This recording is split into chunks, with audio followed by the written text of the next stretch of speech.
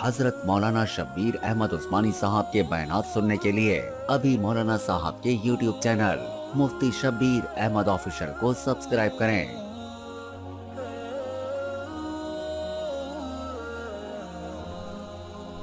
سے آدم ہے، اللہ تعالیٰ نے زمین پر بھیجا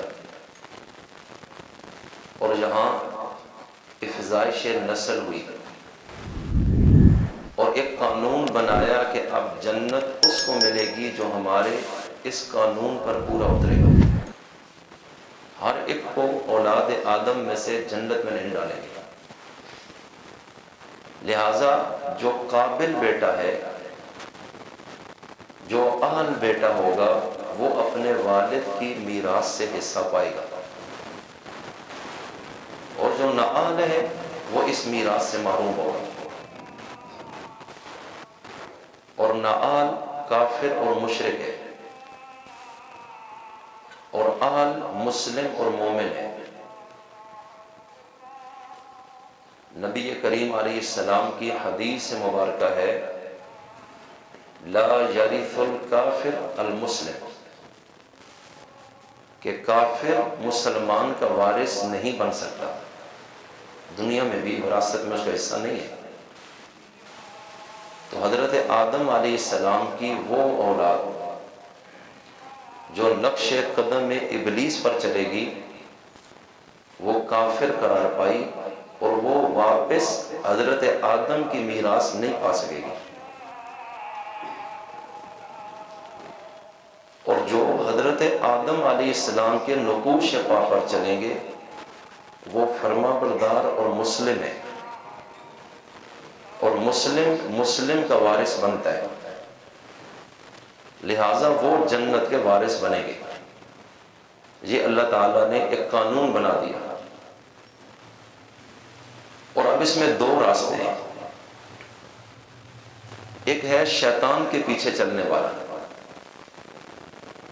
کہ شیطان نے غلطی کی، آدم کو سجدہ نہیں کیا، اور اس غلطی پر ڈٹا، غلطی کو غلطی مانتا نہیں بلکہ اس کو سچ کر کے اور صحیح کر کے ثابت کرنے کے چکر میں کہ میں نے کچھ غلط نہیں کیا، اللہ کے حکم کو توڑا اور غلطی ماننے کو بھی تیار نہیں، تو معافی کیسے مانگے گا؟ اپنے آپ کو گنہگار سمجھے گا تو معافی مانگے گا، گنہگار تو سمجھتے ہی نہیں۔ تو شیطان اللہ کے مقابلے میں آیا کہ میں تیرے اس حکم کو نہیں مانتا کہ آدم کو سجدہ کرو، یہ حکم اپنی بیس اور بنیاد سے غلط ہے، فطرت کے خلاف ہے۔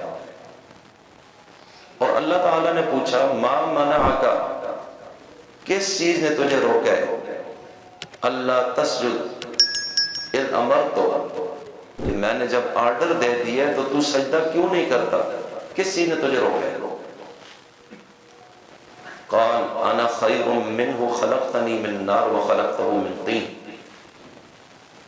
کہنے لگا میں سجدہ کیوں کروں، میں آدم سے بہتر اور افضل ہوں، میری شان اونچی ہے، نعوذ باللہ یہ مجھ سے کم تر اور حقیر ہے، تو نے مجھے آگ سے اور آدم کو مٹی سے بنایا ہے، اور آگ اپنی فطرت میں روشن اور بلند ہے، اور مٹی اپنی فطرت میں تاریک اور پست ہے، تو جس کا مادہ تخلیق میرے مادہ تخلیق سے کمزور ہے، میں اس کی برتری کیوں تسلیم کروں؟ اللہ کے سامنے منطقی دلیل پیش کر رہے، اللہ نے شاباش نہیں دی کہ تیری دلیل بہت ٹاپ ہے اور تیرا علم بڑا اعلی ہے، بلکہ فوراً جواب دیا فخرج، دفع ہو جا، انک رجیم، تو مردود ہے، میری رحمت کا کوئی سایہ بھی تیرے اوپر نہیں پڑے گا، ان علیک لعنتی الی یوم الدین، قیامت کے دن تک میری لعنت تجھ پہ پڑے گی۔ اور اللہ تعالیٰ نے اس کو اٹھا کر پھینک دیا، اور دوسری طرف جب اس کو رگڑا لگا، اس کے دل میں حضرت آدم کی دشمنی آ گئی، مانتا تو پہلے بھی نہیں تھا، تو آدم جنت میں اس سے برداشت نہیں ہوتا تھا۔ اب یہ اس چکر میں تھا کہ میں اس کو بھی کسی طرح نکلوا دوں، اگر میں خراب ہو گیا تو یہ کیوں کامیاب ہے۔ پھر بڑے ٹائم بعد اس نے بڑے ہیلے بہانے سے گیم ڈال کر اللہ کے نام کو درمیان میں رکھا اور آدم اور حوا کو پھنسا دیا، اور جب انہوں نے شجر ممنوعہ کھایا تو جنت سے نکال دیے گئے۔ اب یہاں حضرت آدم کا طریقہ کار بھی چیک کیجیے۔ اللہ نے کہا کیوں کھایا ہے؟ تو آسان جواب یہ تھا کہ بھول گیا ہوں، یہ بھی نہیں بولا، کہا مجھ سے غلطی ہو گئی۔ دلیل بھی نہیں دیتے اور آگے سے ہیلا بہانا بھی نہیں کرتے، اور یہ بھی نہیں کہتے کہ مجھے تو یاد ہی نہیں رہا، میں تو بھول گیا، اور بھولنا کون سا گناہ ہے۔ آج ہم روزے میں ہوں اور بھول کر اگر ہم روٹی کھائیں اور پیٹ بھر جائے تو روزہ ٹوٹ جاتا ہے یا بچ جاتا ہے؟ بولو، نہیں ٹوٹتا نا۔ بھول کر کھائیں تو گناہ بھی نہیں۔ تو آدم کی دلیل تو سیدھی تھی کہ میں بھول گیا، لیکن حضرت آدم اس دلیل کا سہارا بھی نہیں لیتے، رونا شروع کر دیتے ہیں کہ میری غلطی ہے، مجھے معافی چاہیے، میں توبہ کرتا ہوں، آئندہ ایسے نہیں ہوگا، آپ نے اگر مجھے نہ بخشا تو میرا نقصان ہو جائے گا، آپ نے مجھ پر مہربانی نہ کی تو میں تباہ ہو جاؤں گا۔ اللہ کے سامنے کوئی دلیل نہیں دیتے اپنے آپ کو بچانے کی سوائے توبہ اور معافی کے، آنسو اور آہوزاری کے۔ اور پھر ایک مدت تک حضرت آدم زمین پر یوں پھرتے رہے پریشانی میں۔ پھر اللہ تعالیٰ نے ان کو وہ کلمات القاء کیے کہ جو کلمات انہوں نے بارگاہ ایزدی میں پیش کیے، اللہ تعالیٰ نے حضرت آدم کی معافی کا اعلان کر کے ان کی جو سابقہ پوزیشن تھی اس پہ بحال کر دی۔ ربنا ظلمنا انفسنا وَإِن لَّمْ تَغْفِرْ لَنَا وَتَرْحَمْنَا لَنَكُونَنَّ مِنَ الْخَاسِرِينَ۔ یہ آدم کا طریقہ ہے، اے ہمارے پروردگار ہم نے اپنے اوپر خود زیادتی کی، تیرا حکم ٹوٹا ہم سے، یہ ہم نے اپنے ساتھ ظلم کیا، تیرا کوئی نقصان نہیں،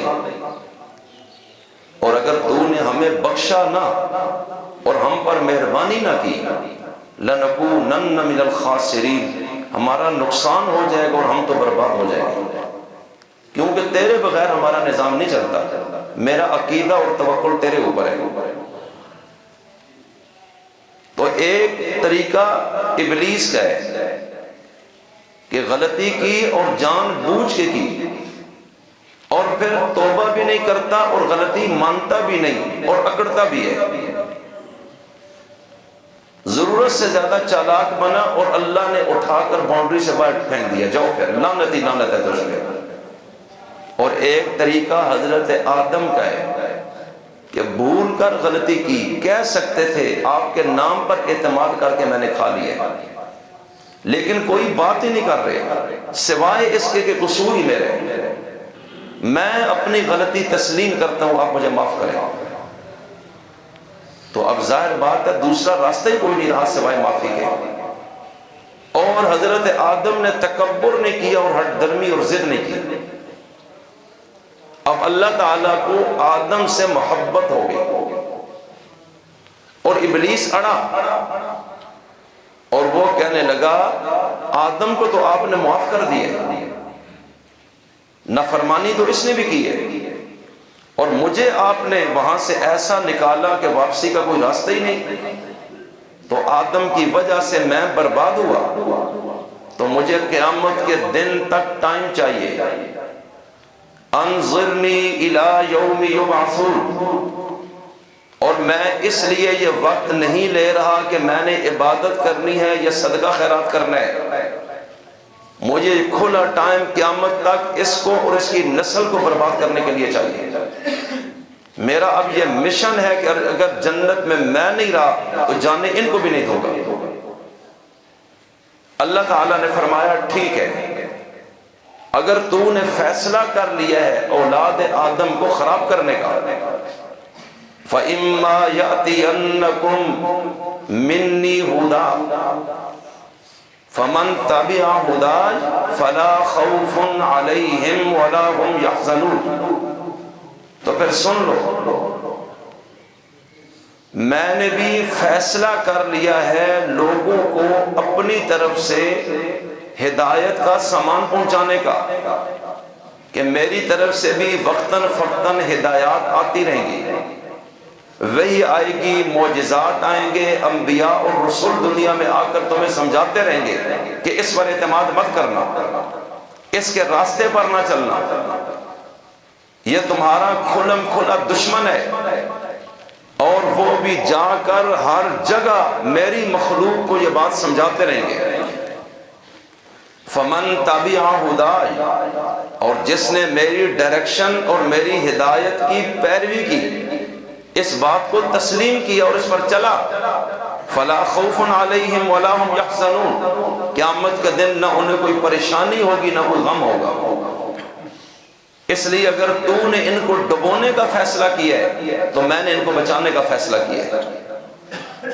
اگر قیامت تک شیطان کا دروازہ کھلے گا تو دنیا کے اندر نبوت کو بھی ہم جاری کریں گے، حتیٰ کہ آخری نبی کو عالمگیر بنا کر قیامت تک ان کے پیغام الہی قرآن کو محفوظ کر دیں گے۔ تو میں عرض کیا کرنا چاہتا ہوں، اب دو طریقے ہمارے سامنے ہیں کہ غلطی ہو گئی، اللہ کا حکم ٹوٹا، تو ہم ابلیس کی طریقہ کار پہ چلتے ہوئے اڑ جائیں اور کہیں کہ نہیں ہم معافی نہیں مانگتے اور واپس بھی نہیں آتے، تو پھر تو سوائے تباہی اور لعنت کے کوئی راستہ ہی نہیں۔ کوئی مرتبہ، کوئی عہدہ، بینک بیلنس، گاڑی، مکان، جائیداد، تعلقات ہمیں اللہ کی لعنت سے نکال نہیں سکیں گے۔ اور دوسرا راستہ کہ ہم بہک گئے، ہم سے غلطی ہوئی، بھول گئے یا جان بوجھ کے ہو گئی، لیکن ہم حضرت آدم کے طریقے کو اختیار کر لیتے ہیں، اے رب کریم ہماری غلطی ہے، ہم معافی چاہتے ہیں۔ اللہ تعالیٰ کہتا ہے کہ آدم والا طریقہ مجھے بڑا پسند ہے، خطا ہو جاتی ہے۔ نبی کریم صلی اللہ علیہ وسلم نے فرمایا کہ تمام کے تمام آدم کی اولاد خطاؤون، یہ خطا کار ہیں، کل بنی آدم خطاؤون وخیر الخطائین التوابون او کما قال، تمام اولاد آدم خطا کار ہے، لیکن بہترین خطا کار وہ ہے جو توبہ کرنے والے لوگ ہیں، کہ جس وقت یہ توبہ کرتے ہیں اللہ تعالیٰ خوش ہوتا ہے، اور یہ واپس اللہ کے ساتھ ان کی صلح ہوتی ہے، اور شیطان اپنے سر پہ خاک ڈالتا ہے کہ میں برباد ہو گیا۔ تو اب انسان اگر غلطی کر جاتا ہے اور ہوگی اس سے، اللہ نے واپسی کا راستہ جو رکھا ہے اسے کہتے ہیں توبہ۔ زور سے بولیے، کیا کہتے ہیں؟ آج جمعے کا عنوان یہی ہے۔ اس لیے میں نے یہ ساری تمہید باندھی ہے آپ کو سمجھانے کے لیے کہ اب ہم نے فیصلہ کرنا ہے کہ ہم نے انسانی روپ میں رہتے ہوئے شیطان بننا ہے اور اس کے طریقے پہ چلنا ہے، یا ہم نے آدم بننا ہے اور آدم کے نقش پا کو اختیار کرنا ہے۔ اب جو شیطان کے پیچھے چلے اللہ کہتا ہے یہ شیطان کا پیروکار، لیکن جو آدم کے پیچھے چلے اللہ یہ نہیں کہتا کہ یہ آدم کا پیروکار ہے، اللہ کہتا ہے یہ میرے راستے کی پیروی کرنے والا ہے۔ اللہ اس کو اپنے کھاتے میں ڈالتا ہے۔ قرآن کریم میں جا بجا اس طرح کی آیات آتی ہیں، وقت کم ہے، اور جس وقت انسان سے غلطی ہو جائے، گناہ ہو جائے، زیادتی ہو جائے، چاہے کتنا بڑا گناہ ہے، اللہ کہتا ہے میری رحمت وسیع ہے، نہ امید نہ ہونا۔ یا عبادی الذین اسرفوا علی انفسہم لا تقنطوا من رحمت اللہ، اے میرے وہ بندو جنہوں نے اپنے اوپر ظلم اور زیادتی کی، گناہ کیا اور میرے حکم کو توڑ کر نافرمان بن گئے، لا تقنطوا من رحمت اللہ، اللہ کی رحمت سے کبھی نہ امید نہ ہونا، بس تمہارے آنے میں دیر ہوگی، اللہ کے معاف کرنے میں کوئی ٹائم نہیں لگے گا۔ دوسرے مقام پر فرمایا توبو الی اللہ جمیعا ایھا المؤمنون، اے ایمان والو، یعنی جنہوں نے مجھے رب مانا ہوا ہے، اے ایمان والو تم سارے کے سارے اللہ کے سامنے توبہ کرو، اللہ سے معافی مانگ لو۔ یہ اللہ خود دعوت دے رہا ہے کہ آؤ میرے ساتھ جو پہلے کا تعلق تھا اس کو بحال کرو، صرف تم نے اپنی خطا کو تسلیم کرنا ہے، ندامت کا اظہار اور شرمندگی کا اظہار کرنا ہے کہ اے رب کریم میں نادم ہوں، مجھ سے غلطی ہوئی۔ اور جب یہ توبہ کر رہے ہو اس وقت آپ اس گناہ سے الگ ہو، گناہ میں ملوث نہ ہو، اور آئندہ وہ گناہ نہ کرنے کا پکا ارادہ ہو۔ بس ان تین شرطوں کے ساتھ تم اگر میرے سامنے آ گئے، چاہے ساری زندگی کے گناہ لے کر آئے ہو، میری رحمت اتنی وسیع ہے کہ ایک بار تم کہو گے اے رب کریم میں قصوروار ہوں، اعترافی مجرم ہوں، آپ سے معافی کا خواستگار ہوں، اور پوری زندگی گناہوں میں لت پت ہوں، لیکن آپ ہی کی رحمت کا امیدوار ہوں، مجھے آپ معاف کر دیجئے۔ اللہ کہتا ہے لا تقنطوا من رحمت اللہ، اے میرے بندے اگر تو میری طرف چل کے آئے گا میری رحمت بھاگ کے آئے گی، تو ایک بالشت آئے گا میں پورا ایک بازو تیری طرف بڑھ جاؤں گا۔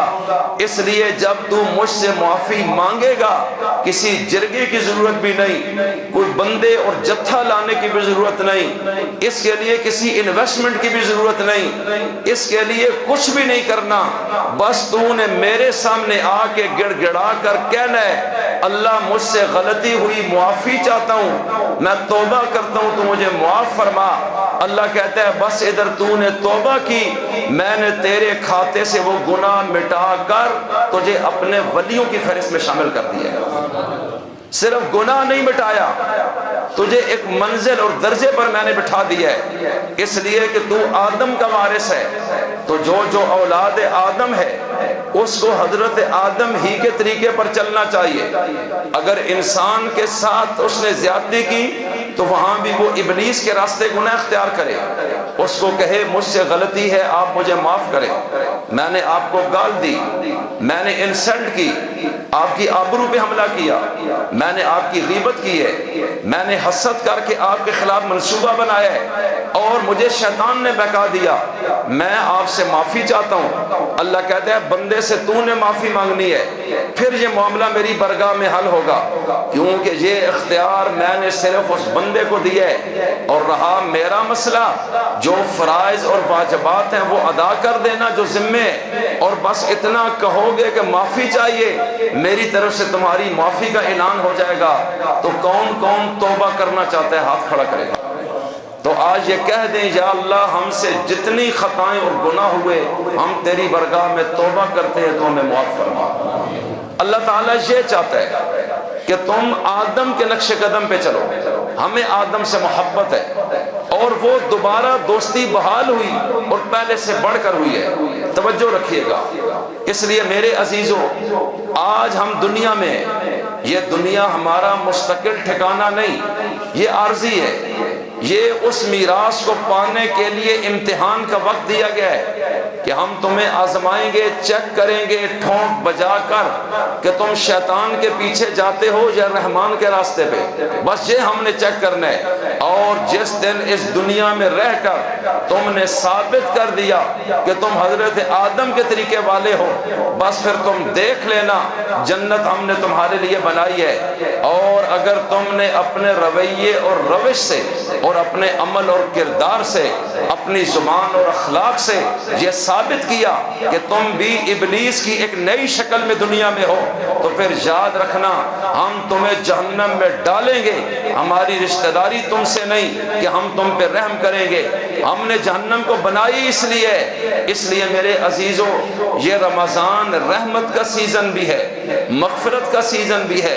جہنم سے آزادی کا سیزن بھی ہے، اور اللہ نے یہ سیل لگائی ہے جیسے دنیا میں کئی جگہ کپڑوں کی سیل لگتی ہے، جوتوں کی سیل لگتی ہے، اور لوگ اس آفر سے فائدہ اٹھاتے ہیں، بر وقت پہنچتے ہیں اور ان کو مالی فائدہ ہو جاتا ہے۔ اللہ کہتا ہے میرا قانون عام دنوں میں تو وہی ہے، لیکن جب رمضان آتا ہے تو میں نیکی کا اجر بڑھا دیتا ہوں، اور ایک نفل ادا کرو فرض جتنا ثواب دے دیتا ہوں، اور اگر ایک فرض ادا کرو 70 فرضوں کا ثواب دے دیتا ہوں۔ اس میں لیلۃ القدر رکھی ہے جو 1000 مہینے سے زیادہ افضل اور بہتر ہے۔ اس ایک رات کی عبادت 83 سال کی عبادت سے زیادہ وزنی ہے، اور اس کے اندر پھر میں نے اور بہت ساری چیزیں رکھ دی ہیں کہ تمہیں میں موقع دوں گا کہ تم واپس آؤ اور اپنی عظمت کو بحال کرو۔ اگر رحمت چاہتے ہو پہلے عشرے میں مجھ سے جڑ جاؤ، مغفرت کے طلبگار ہو دوسرے عشرے میں بھی مجھ سے جڑے رہنا، اور اگر جہنم سے مستقل آزادی چاہتے ہو تو تیسرے عشرے میں بھی میری برگاہ سے نہیں ہٹنا۔ بس تم نے ایک رمضان ایسے گزار لیا جس طرح میں چاہتا ہوں، بس تم دیکھو گے میں تمہیں اس مرتبے پر لا کے کھڑا کروں گا۔ تو ربا جب میں عبادت کروں گا، تراویح پڑھوں گا، قرآن پڑھوں گا، روزے رکھوں گا، اعتکاف کروں گا، میں صدقہ خیرات کروں گا، شیطان تو مجھے ورغلائے گا، میں کمزور بندہ ہوں۔ اللہ کہتے ہیں اس کی فکر نہ کرو، میں چونکہ یہ سیزن بنا رہا ہوں تجھے بخشنے کا، لہٰذا جو ہی رمضان کا چاند چڑھے گا سرکش شیطانوں کو زنجیروں میں جکڑ کے میں بند کر دوں گا تاکہ وہ تجھ تک پہنچ نہ سکے۔ رہا تیرے اندر کا نفس جو تجھے کنٹرول کر کے میرے خلاف چلاتا ہے، تو صبح سے شام تک اس کو بھوکا رکھ کر اس کو کمزور کر دینا ہے۔ بس تم دیکھتے رہنا، باہر والے کو میں پکڑ لوں گا، اندر والے کو تم نے تھوڑی سی محنت کر کے کمزور کر دینا ہے۔ بس یہ دونوں دشمن جب زیر ہو جائیں گے تو تیرے لیے جنت کا راستہ بھی آسان ہو جائے گا۔ اس لیے میں نے روزہ تیرے اوپر رکھا ہے کہ تھوڑی سی بھوک برداشت کر، پیاس برداشت کر، زبان کا روزہ رکھ، آنکھ کا بھی روزہ رکھ، پیٹ کا بھی روزہ رکھ، خواہش کا روزہ رکھ، اور ان چیزوں کو چند گھنٹوں کے لیے دبا اور یہ مشق کر، اپنے آپ کو بنانا اور سنورنا سکھا۔ ہم اس سے بہتر موقع تجھے نہیں دے سکتے۔ اس لیے میرے عزیزوں رمضان آیا ہے ہمیں آدم کی میراث دلانے کے لیے، رمضان آیا ہے ہمیں دوبارہ اللہ سے تعلق بحال کرانے کے لیے، رمضان آیا ہے ہمیں اللہ کی برگاہ کا قرب دلانے کے لیے، رمضان آیا ہے ہمیں اللہ کی برگاہ میں مقرب بنانے کے لیے۔ تو اب جو اس رمضان سے فائدہ اٹھائے اس سے بڑا خوش نصیب کوئی نہیں، اور جو اس موقع کو ضائع کر دے اس سے بڑا بد نصیب بھی کوئی نہیں۔ نبی کریم علیہ السلام منبر پر جمعے کو قدم رکھتے ہیں، فرماتے ہیں آمین۔ دوسری سیڑھی پر قدم رکھا، فرمایا آمین۔ تیسری پر قدم رکھا، فرمایا آمین۔ آپ جمعے کا خطبہ چوتھی سیڑھی پر آپ تشریف رکھتے تھے، 3 سیڑھیاں کراس کرتے تھے۔ حضرت صدیق اکبر کا دور آیا تو جہاں میرے نبی قدم رکھتے تھے جمعے میں، آپ نے اس سیٹ پر بیٹھنا پسند کیا، حضور کی جگہ نہیں بیٹھے۔ پھر جب حضرت عمر کا دور آیا تو صدیق اکبر جہاں قدم رکھتے تھے دوسری سیڑھی پر حضرت عمر بیٹھتے تھے۔ یہ بڑوں کا ادب اسلام نے سکھایا ہے، اور اس کے بعد جو خلفاء آئے وہ پھر اس دوسری سیڑھی پر بیٹھتے رہے۔ صدیق اکبر کے قدموں پہ بھی کوئی کھڑا نہ ہوا، اور رسول اللہ کے ان قدموں پہ قدم بھی کسی نے نہ رکھا۔ تو میں عرض کیا کرنا چاہتا ہوں کہ اللہ تعالیٰ نے یہ چیزیں سکھائی ہیں کہ اللہ کے نبی آمین کہتے ہیں۔ جب بیان ختم ہوا جمعے کے بعد ایمان والے ارد گرد ہو گئے، اے اللہ کے نبی دعا تو کسی نے کی کوئی نہیں، مجمع خاموش تھا، آپ کا منتظر ہے۔ آپ تشریف لائے، مسجد بھری ہوئی تھی، سناٹا تھا، لوگ آپ کے دیدار کے مشتاق تھے اور آپ کے واز کو سننا چاہتے ہیں، اور آپ یکدم چلے اپنے حجرے سے اور آپ منبر پر چڑھتے ہوئے اچانک 3 مرتبہ آمین اور آمین پکار رہے ہیں، اے اللہ کے نبی یہ کیا ماجرا ہے؟ تو ان 3 آمینوں میں سے ایک آمین کی وجہ میرے نبی نے بیان یہ فرمائی کہ فرشتوں کے سردار جبریل آئے تھے اور انہوں نے ایک دعا یہ بھی کی ہے، ایک سیڑھی پر قدم رکھنے لگا کہ جس شخص کو اللہ رمضان عطا کرے اور وہ اپنی زندگی میں رمضان پائے اور پھر بھی اللہ سے اپنے آپ کو بخشوا نہ سکے، یہ موقع ضائع کر دے، اس کو نظر انداز کر دے اور اس رمضان کی ان رحمتوں سے، مغفرتوں سے، جہنم کی آزادیوں کے ان سیل اور آفروں سے وہ فائدہ اٹھا کر اپنے آپ کو بخشوا نہ سکے، تو جبریل نے کہا اللہ کر کے یہ شخص تباہ و برباد ہو جائے۔ تو میں نے کہا آمین، ایسے ہی ہو جائے۔ تو پھر آپ خود سوچ لیجئے ہم کہاں کھڑے ہوں گے؟ ہم دیکھتے ہیں اب بھی کتنے لوگ ہیں جو روزہ نہیں رکھتے، مسجد میں نہیں آتے، قرآن نہیں پڑھتے۔ میرا ایک سوال ہے، اس سے اللہ کا کیا نقصان ہے؟ وہ اللہ کا کیا بگاڑ لیں گے؟ کیا انہوں نے کل مرنا نہیں، قبر میں نہیں جانا؟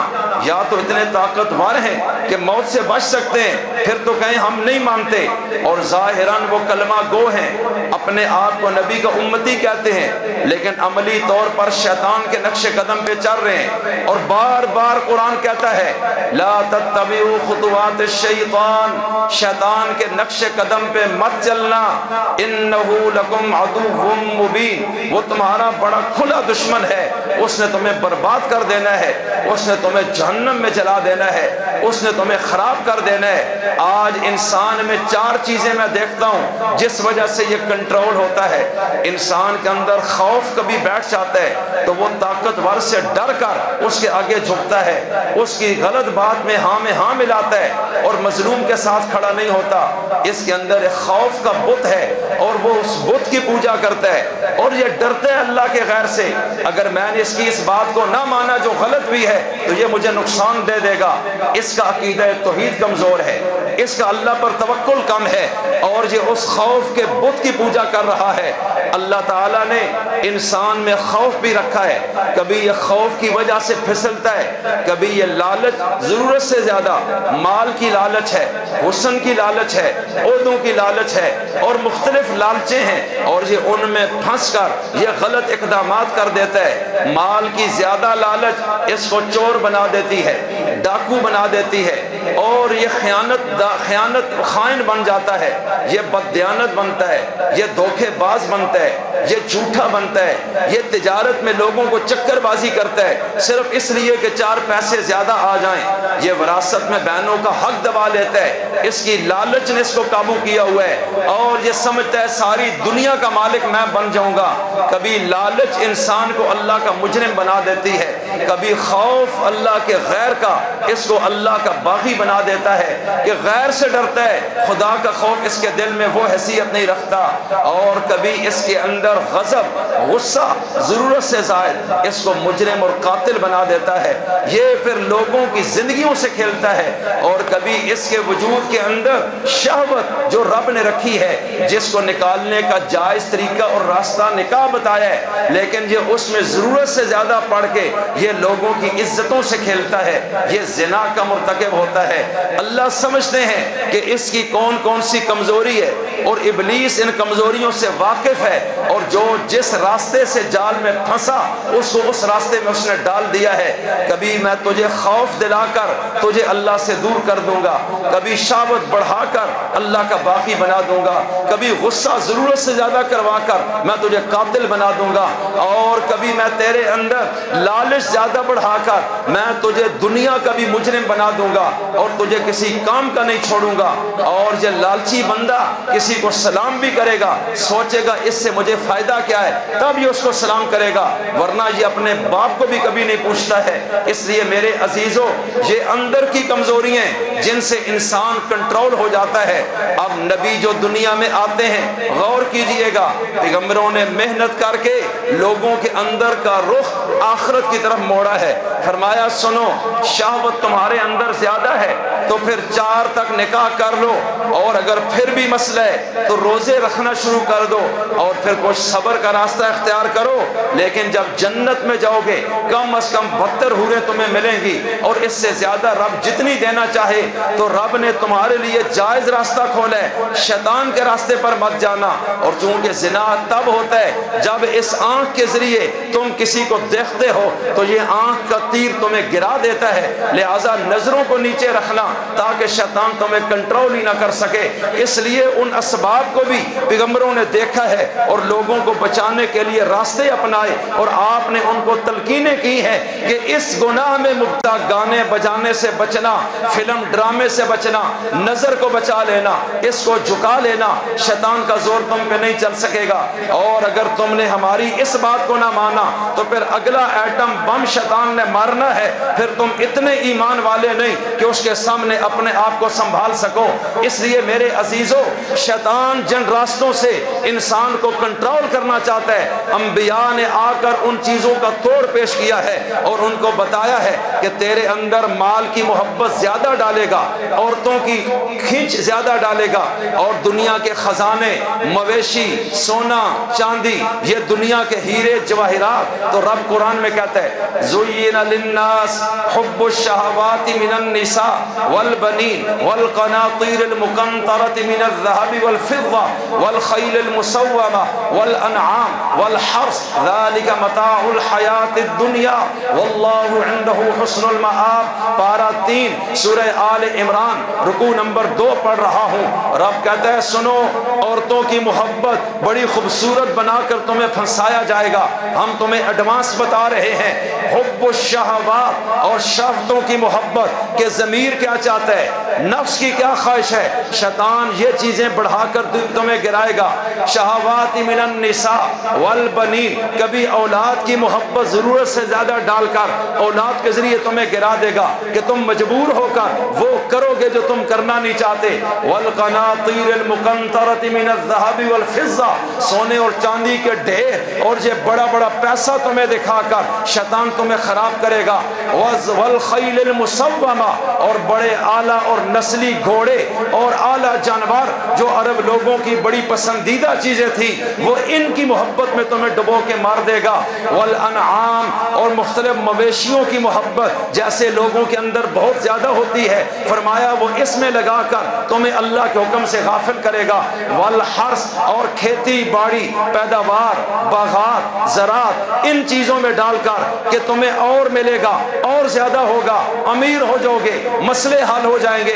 اللہ کہتا ہے وہ ان چیزوں میں ڈال کر تمہیں پھنسائے گا۔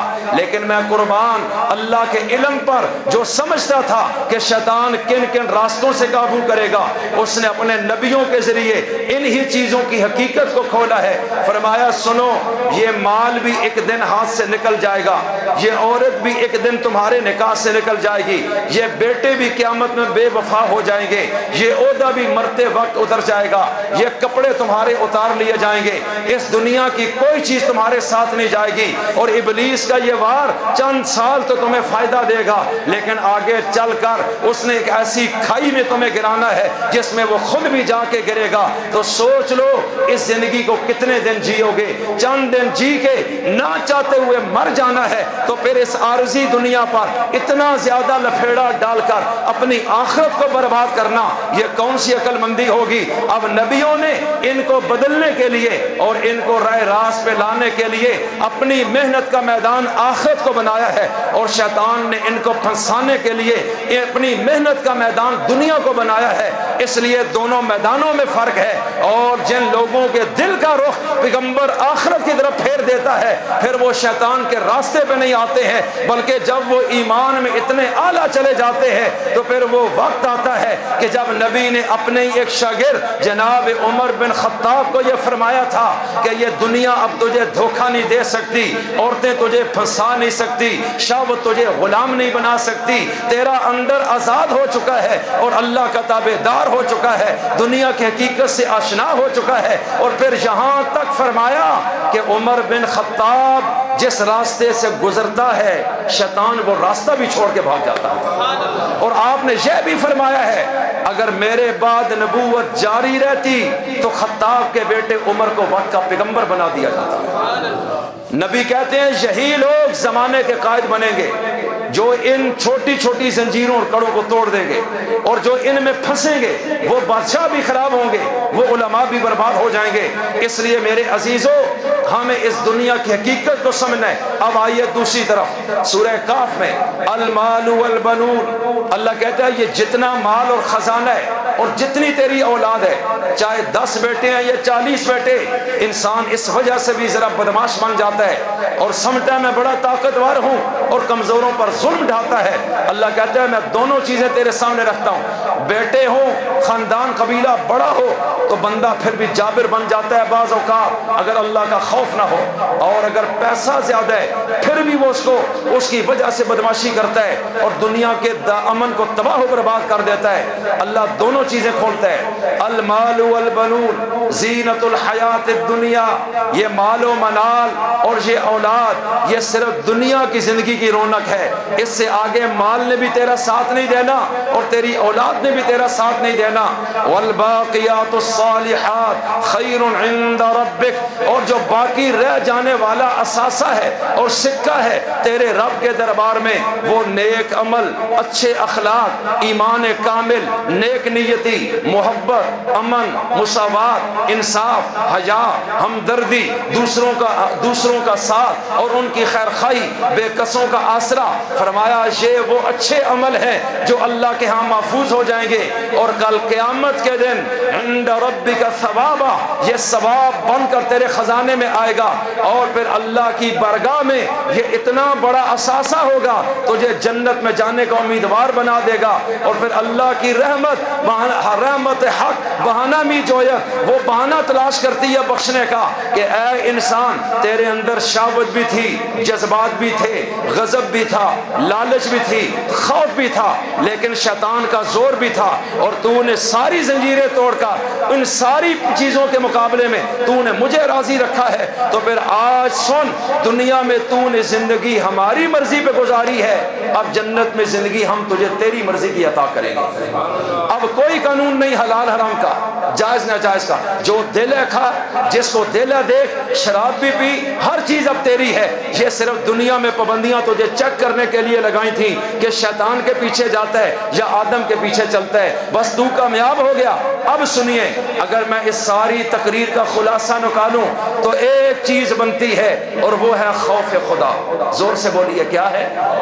اگر اللہ کا خوف پیدا ہو گیا انسان توبہ بھی کرے گا، خوف پیدا ہو گیا ظلم سے پیچھے ہٹے گا، خوف پیدا ہو گیا ظالم کا ساتھی نہیں بنے گا، خوف پیدا ہو گیا دھوکہ نہیں دے گا، خیانت نہیں کرے گا، زنا نہیں کرے گا اور کسی کے اوپر فرعون بن کر تسلط نہیں کرے گا کہ میں نے اللہ کو جواب دینا ہے۔ میں اس پوری تقریر کو ایک جملے میں بند کرتا ہوں، ذرا غور کیجئے گا۔ اب جس میں اللہ کا خوف آ گیا اس نے اپنے ضمیر کی ماننی چھوڑ دی، اس نے اللہ کی مانی ہے، شیطان کی نہیں مانی، اس نے رب رحمان کی مانی ہے۔ تو پھر رب اس بارے میں کیا کہتا ہے؟ آئیے ذرا پارہ 30 کی ایک آیت سناتا ہوں، لیکن بلند آواز سے بتائیے قرآن کریم کس کا کلام ہے؟ سچا ہے یا جھوٹا؟ اصلی ہے یا نقلی ہے؟ تو پھر رب خود ہم سے کہتا ہے، اس سے بہتر جانتا کوئی نہیں ہے، وَأَمَّا مَنْ خَافَ مَقَامَ رَبِّهِ وَنَهَى النَّفْسَ عَنِ الْهَوَىٰ فَإِنَّ الْجَنَّةَ هِيَ الْمَأْوَىٰ۔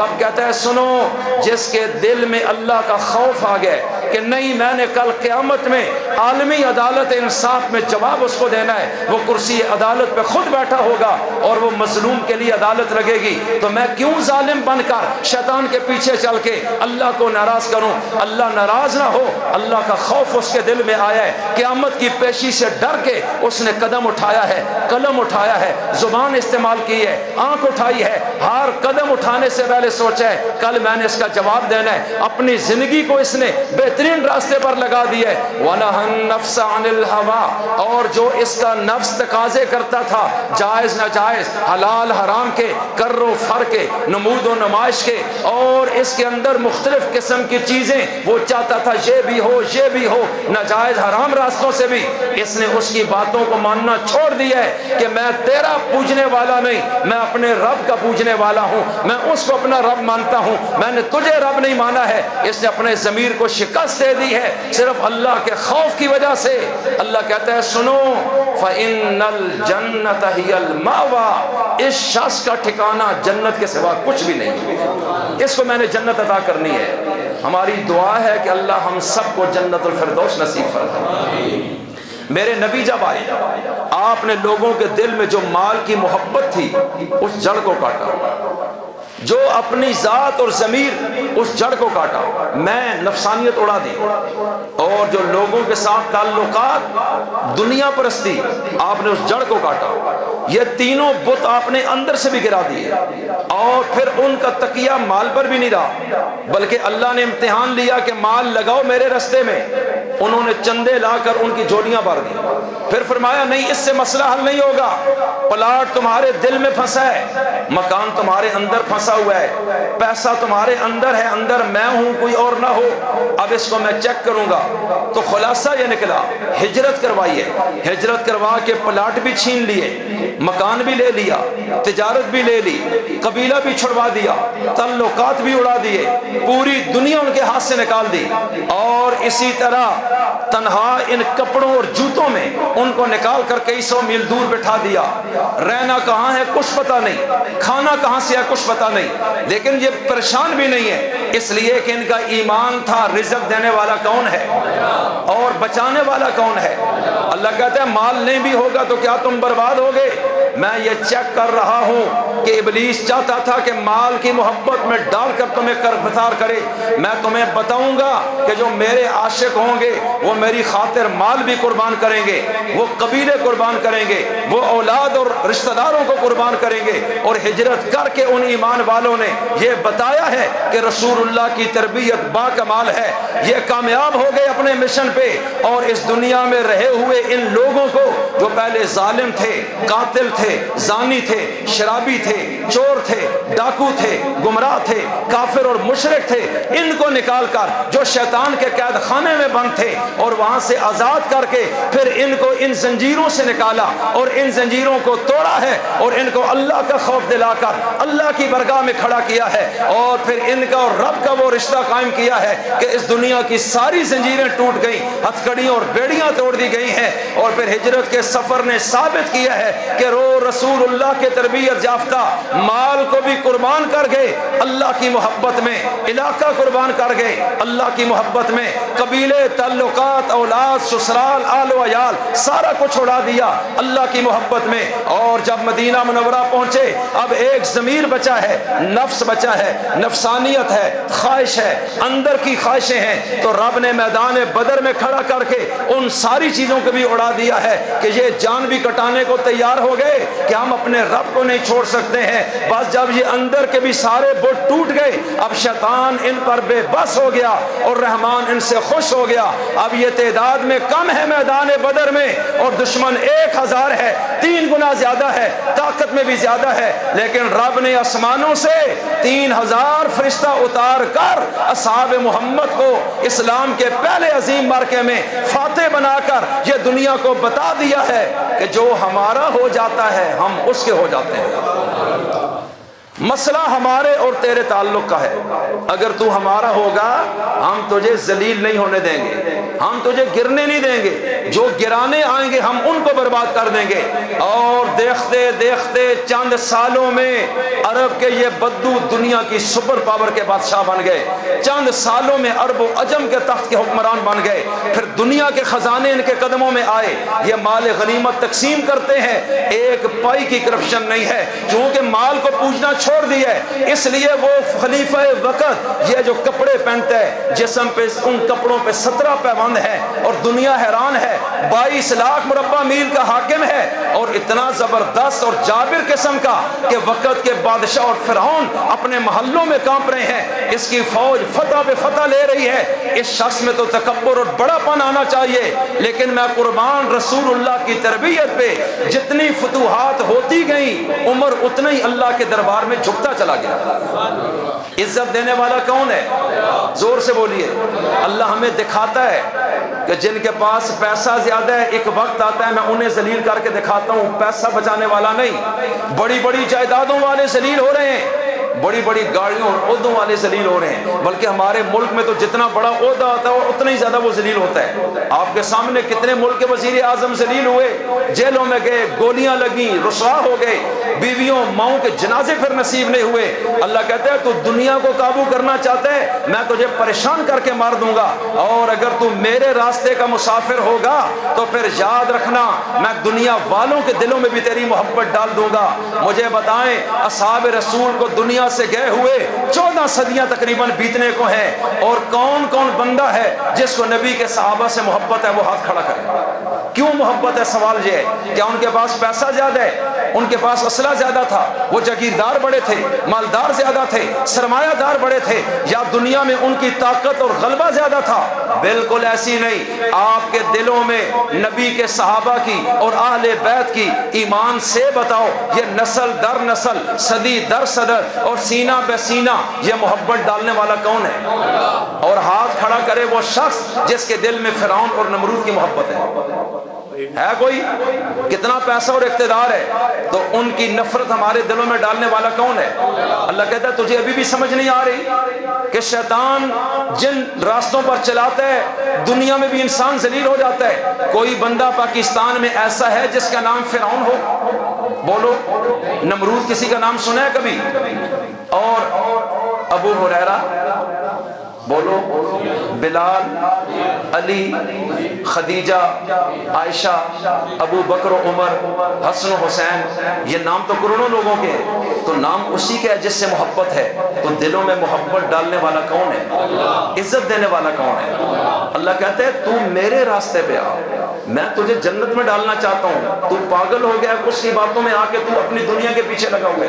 تو آج تہیہ کریں کہ ہم تجارت میں حرام نہیں کمائیں گے انشاءاللہ، وعدہ کریں دل سے، آپ کا روزہ کاری لگ جائے گا۔ حرام سے بچنے کا روزہ پوری زندگی کا ہے، حلال سے بچنے کا صبح سے شام تک چند گھنٹے کا ہے۔ اللہ حلال سے روک رہا ہے تاکہ حرام سے بچنے کی مشق تجھے ہو جائے، اور گالم گلوچ اس سے رک جائے۔ انسان غصے میں کر جاتا ہے، بعد میں معذرت کر لیں۔ ایک صحابی کو حضور نے فرمایا تھا کبھی کسی کو گال نہ دینا۔ ابو مسعود انصاری تھے غالباً رضی اللہ عنہ، وہ کہتے ہیں مجھ پر ایسی اس نصیحت نے اثر کیا، انسان تو دور کی بات ہے میں نے پوری زندگی کسی جانور کو بھی گال نہیں دی۔ سارے کہو سبحان اللہ۔ میرے نبی بس یوں چلتے چلتے نہ کسی کو ایک جملہ بول دیتے تھے کہ آپ نے یہ کرنا ہے، اب وہ پلے باندھ رہتا اور وہ اس پر عمل کرتے کرتے کہاں سے کہاں چلا جاتا تھا۔ حضرت عثمان غنی کہتے ہیں میں جب مسلمان ہوا نہیں بلکہ حدیبیہ کے موقع پر، چونکہ میرے نبی نے فرمایا تھا کہ یہ ہاتھ کس کا ہے؟ لوگوں نے کہا یہ، کہا آپ کا، کہا ٹھیک ہے اس ہاتھ پہ دایاں ہاتھ، لوگوں نے ہاتھ رکھے اور بیعت ہوئے۔ آخر میں فرمایا یہ ہاتھ کس کا ہے؟ لوگوں نے کہا آپ کا، فرمایا نہیں یہ عثمان غنی کا ہاتھ ہے۔ حضور نے اپنے ہاتھ کو عثمان کا ہاتھ قرار دیا، اور عثمان مکہ والوں کی قید میں تھے۔ آپ نے فرمایا یہ میں عثمان کی طرف سے بھی بیعت رضوان میں ان کی بیعت کرنے لگا ہوں کہ وہ اس بیعت میں شریک ہے۔ عثمان کہتے ہیں جس دن سے میرے نبی نے، میں معذرت، رسول اللہ نے دایاں ہاتھ عثمان کا ہاتھ قرار دیا، بائیں ہاتھ پہ ان کے ہاتھ رکھوا کے یہ ہاتھ اوپر لائی، جب پوچھا یہ کس کا ہے تو پھر فرمایا یہ عثمان کا ہے۔ عثمان غنی کہتے ہیں 6 ہجری میں رسول اللہ نے اپنے ہاتھ کو میرا ہاتھ قرار دیا، تو یہ تو ہاتھ پاک ہوتا ہے، اور نسبت میرے ہاتھ کے ساتھ کر دی۔ اس کے بعد پوری زندگی جب تک زندہ رہے، 6 ہجری اور 35 میں دنیا سے گئے، 29 سال اس دنیا میں رہے۔ 29 سال میں وہ کہتے ہیں میں نے یہ ہاتھ اپنی شرمگاہ سے بھی نہیں لگایا۔ یہ ادب رسول ہے۔ اب آپ اندازہ لگائیں کیسے ناکامیاب ہو، حضور کی بات کو نیچے جانے ہی نہیں دیتے۔ ایک دفعہ حضور نے کہا کہ اللہ کے نام پہ دو، صدیق اٹھے اور گھر سے سارا کچھ اٹھا کر نبی کے قدموں میں ڈال دیا۔ ایسے بھی لوگ دنیا میں دیکھے ہیں کبھی؟ ایک دفعہ فرمایا علی تلواریں لے کر بندے کھڑے ہیں، قتل کرنا چاہتے ہیں، میرے بسترے پر سونا ہے میں جا رہا ہوں۔ اس موقع پر کون ہے جو اتنی جرأت کرے کہ چادر کر کے سو جب حملہ کریں اور مجھے مار دیں؟ لیکن حضور نے کہا علی سونا ہے اور لیٹنا ہے، تو علی نے کہا میں اس کو قبول کرتا ہوں۔ ایمان سے بتاؤ، صحابہ جیسا ایمان والا نبیوں کے بعد اللہ نے کوئی پیدا کیا؟ زور سے بولیے۔ تب جا کر رب نے دنیا آخرت کے دروازے کھول دیے۔ تو یہ ہے اصلی مسلمان، شیطان جن سے پریشان ہے۔ آج جو دنیا میں مسلمان ہے میرے سمیت، ہمارے اندر دو نمبریاں ہیں، یہ ہمیں اللہ کی طرف نہیں جانے دیتے۔ ہم جھوٹ بولتے ہیں، خیانت کرتے ہیں، دھوکہ دیتے ہیں، بے ایمان ہیں ہم اصل میں اندر سے، اور منافق ہیں ایک نمبر کے۔ نمازیں پوری پڑھتے ہیں شیطان کی طرح، اور دو نمبر کام بھی سارے کرتے ہیں۔ تو ان چیزوں سے ہم نے اپنے آپ کو نکالنا ہے۔ کون کون ارادہ کرتا ہے؟ جن پر زکوٰۃ فرض ہے وہ اپنی زکوٰۃ نکالیں، بجائے اس کے کہ یہ زکوٰۃ قبر میں سانپ بن کر آپ کو قابو کرے گی۔ اللہ کے نبی جھوٹ نہیں بولتے، اور قرآن کہتا ہے یہ زکوٰۃ کا مال قیامت میں جہنم میں پگھلا کے اس بندے کو دغا جائے گا۔ سورہ توبہ میں اللہ جھوٹ نہیں بول رہا، قرآن سچا ہے، ہمارا ایمان ہے۔ تو پھر جن کو پیسہ بہت اچھا لگتا ہے نا، روح پیسے زکوٰۃ کے اندر پھنسی ہوئی ہے، وہ اس بات کو غور کریں، ان کو کلمہ پڑھنے کا کوئی فائدہ نہیں، وہ بہتر ہے جوڑیوں اور عیسائیوں کی جماعت میں چلے جائیں، کیونکہ دنیا کی محبت کا شیدائی اللہ کے قافلے کا سپاہی نہیں بن سکتا۔ اللہ کہتے ہیں تجھے سب کچھ ایک دفعہ میرے ساتھ سودا کر کے میرے ہینڈ اوور کرنا ہوگا۔ ان اللہ اشتری من المؤمنین انفسهم واموالهم بان لهم الجنہ، اللہ کہتے ہیں جب تو نے مجھے رب مانا ہے تو میں نے تیری جان اور مال کو لے لیا ہے کہ یہ میرا ہے، جب جیسے میں کہوں گا تو نے اس کو استعمال کرنا ہے، اب اپنی مرضی نہیں کرنی، اور اس کے بدلے میں تجھے جنت دوں گا، یہ میرا اور تیرا ایگریمنٹ ہو چکا ہے۔ تو پھر اللہ کہے عشر دو، ہم کہیں نہیں۔ زکوٰۃ دو، نہیں جی مشکل ہے، یہ تو ٹیکس ہے۔ اچھا قربانی کا جانور ذبح کرو، وہ جی میرے لیے مسئلہ ہے۔ او بھائی حج فرض ہے، کرو، کہتے ہیں پیسہ بہت ضائع ہو جائے گا۔ اللہ کہتا ہے پھر کلمہ کیوں پڑھے؟ تیری روح ابھی بھی وہیں پھنسی ہوئی ہے، تو مجھے رب تو نے کیسے مانا ہے؟ ایسے تو میں جنت تجھے نہیں دوں گا۔ جنت بڑی اعلیٰ چیز ہے، چھوٹے چھوٹے امتحانوں میں رہ گیا تو پھر حشر نشر شیطان کے ساتھ ہوگا۔ اللہ مجھے اور آپ کو سچی توبہ نصیب فرمائے، اپنا خوف نصیب فرمائے، یہ ہماری عبادتیں قبول فرمائے۔ آج ہمارے بزرگ حضرت حافظ منظور صاحب دامت برکاتہم 95 سال کی عمر میں بیمار بھی ہیں، ان کے لیے دعا بھی فرمائیں۔ یہ اسپیشل حسن ابدال سے تشریف لائے، ہمارے بڑے ہیں، بڑا ان کا دین کا کام، وہاں مسجد، بچے بھی سارے ماشاءاللہ، خاندان اس رستے پر بڑوں کی تربیت یافتہ ہیں، اور حافظ صاحب کی ساری زندگی اللہ کے دین کے ابلاغ اور ارشاد کے لیے گزری ہے۔ ایسے اللہ والوں کو تلاش کیا کریں، ان کے قدموں میں صحبتوں میں جائیں، پھر جا کر یہ دلوں کے رخ یوں چینج ہوتے ہیں۔ حضرت آج تشریف لائے، یہ ہماری سعادت ہے، اور ہم دعا کرتے ہیں اللہ ان کا سایہ ہمارے اوپر قائم رکھے، اور اللہ ان کو شفائے کاملہ عاجلہ نصیب فرمائے۔ حضرت کی اہلیہ بھی 8 سال سے شدید بیمار ہیں اور بول نہیں سکتی، پہچان نہیں سکتی، ان کے بچے ان کو سنبھال رہے ہیں، اور یہ اللہ کے امتحانات ہیں، ان کے لیے بھی دعا ہے اللہ ان کو صحت، عافیت، ایمان والی زندگی نصیب فرمائے۔ پچھلے دنوں میں ان کے ایک بیٹے کا انتقال بھی ہوا، اور یہ ایک امتحان آیا، تو بہرحال میں عرض کرتا ہوں اللہ کی رضا پر راضی ہے، صبر کا مجسمہ بنے، اور اللہ یہ ایسے بندے ہمیں دکھاتا ہے کہ اس دنیا میں رہ کے بھی میرے بندے ہیں، اور ان کو دیکھو اور ان کی طرح بننے کی کوشش کرو۔ اللہ سمجھ اور عمل کی توفیق عطا فرمائے۔ آخری بات عرض کرتا ہوں، پاکستان میں ایک بہت بڑا نام تھا مولانا عبداللہ درخواستی رحمۃ اللہ علیہ کا، جو جمعیت علماء اسلام کے پاکستان کے امیر بھی تھے، بہت صاحب کشف اور صاحب کرامات، 1 لاکھ حدیث رسول ان کو زبانی یاد تھی، پوری دنیا میں ان کا نام تھا، اور ان کی کرامات بے انتہا، اور ملک کے تمام طبقات اور وقت کے حکمران بھی ان کا ادب احترام کرتے تھے۔ آج ان کے بیٹے پاکستان میں بہت مسجدیں مدرسوں کا جال کراچی تک بچھا ہوا ہے، سینکڑوں مسجدیں مدرسے ان کی سرپرستیوں میں چل رہے ہیں۔ ایک ان کا ادارہ مرکز درخواستی کے نام سے 4 کنال میں حسن ابدال میں ہے، وہ حفظ کا مدرسہ ہے جہاں 80 طلباء پڑھتے ہیں، رہائشی بچے بھی وہاں ہیں، کھانا پینا ساری چیزیں، استادوں کی ضروریات، تو وہاں کے استاذ قاری اعظم صاحب تشریف لائے ہیں، آپ اس میں ضرور اپنا حصہ ڈال کر جائیں۔ پیچھے بچہ بیٹھا ہوگا، زکوٰۃ، صدقات، خیرات، ہر چیز اس ادارے پر لگتی ہے، اور صحیح جگہ دین پر لگانے کی، اور یہ چیز ادا بھی ہوگی۔ اللہ تعالیٰ سمجھ اور عمل کی توفیق عطا فرمائے۔ وما علینا الا البلاغ۔